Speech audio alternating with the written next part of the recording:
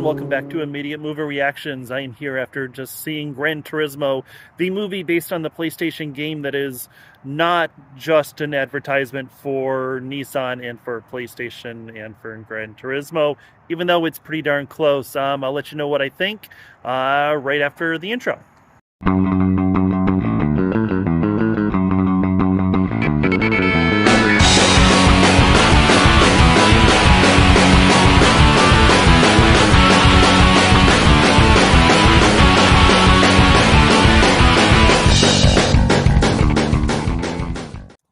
So this movie is directed by Neil Blomkamp, and it is about a kid named Jan Mardenborough, who is the greatest or one of the best Gran Turismo players in the world. And as sort of a marketing scheme, Nissan comes up with this idea of tying their product into the game and trying to sell more cars to the gamers.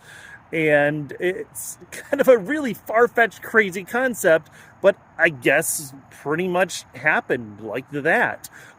Luckily, they don't spend a lot of time talking about the ins and outs of how the contest came to be and how that worked and how people were chosen. It gets kind of right down into the nitty-gritty, like, boom, the contest occurs, Mardenborough wins, Jan wins, and then it's about, his training and all that. And, I felt like at the beginning, it was pretty much an advertisement, right? This was talking about the Gran Turismo was the greatest sim of all time. And it was really, you see the PlayStation license in a lot of different places, and Nissan, or as Orlando Bloom keeps calling it, Nissan. I'm not sure how that's actually pronounced. I've always said Nissan, so I'm going to stick with Nissan. But what it turns into is really and I said this in my Blue Beetle, is I'm a sucker for training montages, of all the cliches in movies that I get really sick and tired of. For some reason, I still fall for this, whether, it's Rocky training or even, like some of the like Cool Runnings or whatever. Like, I love those training sequences, and that's what a good portion of this movie is. But it does follow the story of Jan as he, wins the contest and then goes into the training camp, wins that, and then becomes a racer, despite his family maybe not believing in him, or believing that he can do it. It's not part of his world. It's something that he really needs to fight. They talk about he's not going to be accepted in, and I'm glad that they didn't spend a lot of time as this Top Gun, like the Maverick, and everyone else trying to keep him down or shut him out or whatever it is. There is a bit of that, but the focus is clearly on the racing and the team, and I think that's fantastic. I thought that there were maybe a few too many overlays making this sort of a video game, but that was the idea, is that Jan kind of looked at it when he would get stressed out or get tired, look at it as, hey, I'm just playing a game and I'm the best at this game. I know this course because I've raced it 1,000 times. I really thought, like, this is pretty far-fetched. I actually didn't think I was going to enjoy this movie quite at all. But I found myself, and maybe I'm getting older. I know I'm getting older, but I found myself, definitely catching some feels, and I enjoyed this. The racing sequences are absolutely riveting. They're fantastic. It's fast. Like I said, maybe there's a few too many video game overlays, but I get that to relate it to the character and to tie it back to the overall, story and theme of the movie. It is a movie that really, it moves at a rapid pace, not just a racing analogy. Like, there's not a lot of downtime. There's not a lot of sitting around and building up stories or characters or whatever.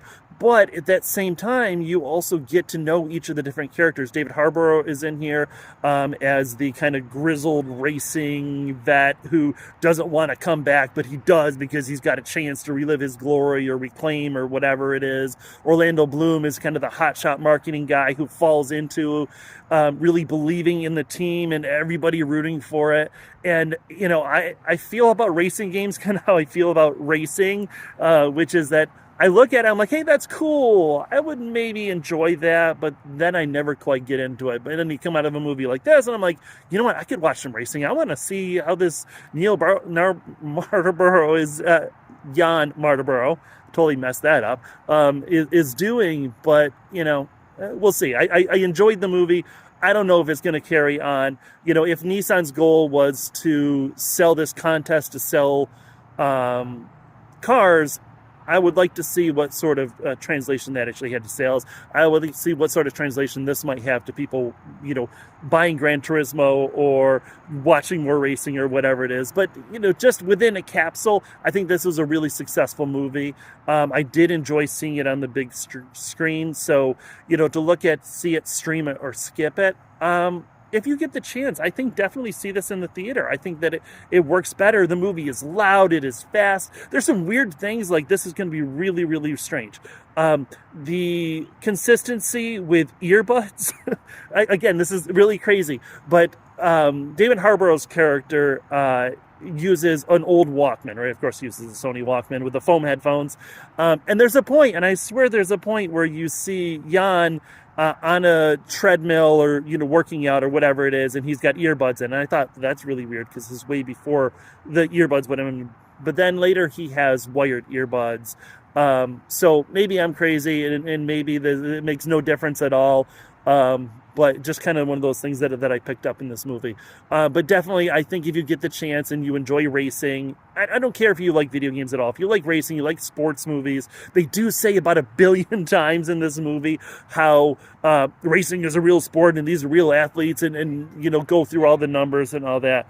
But definitely, I think this is better in the big screen. At the very least, see it. I think there was this movie had gotten delayed, and the idea was that they were going to let it play and let the audience, kind of spread the word. And I think it kind of deserves that. This is a very well-made movie. Every chance to be just kind of a cheap knockoff, fly-by-night sort of operation. But this is a very well-done movie. It's well acted. It's well shot. The racing sequences, like I said, are like in a movie like Rocky, I've mentioned earlier, really comes across in that boxing scene, when him and Creed, like you're feeling it. And it's same thing with the racing scenes here. So definitely, please, spread the word, see this movie. If you have seen it, please let me know in the comments below. And I guess I'm out. I'll see you off to the next movie.